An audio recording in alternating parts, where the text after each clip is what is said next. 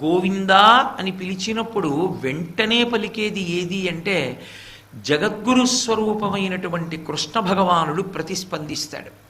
రెండు, గోవిందా అని పిలిచినప్పుడు విష్ణుతత్వమే పలుకుతుందంటే కృష్ణస్వరూపంగా పలుకుతాడు.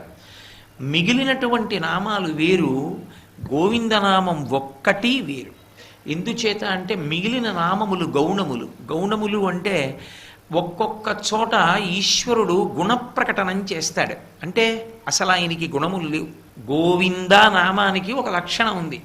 ఏమిటది అంటే సుందరవదనారవింద. ఆయన యొక్క ముఖం పరమసుందరంగా పద్మంలా ఉంటుంది. పద్మంలా ముఖం ఉంటుంది గోవిందుడిది అని నేను అన్నాను అనుకోండి.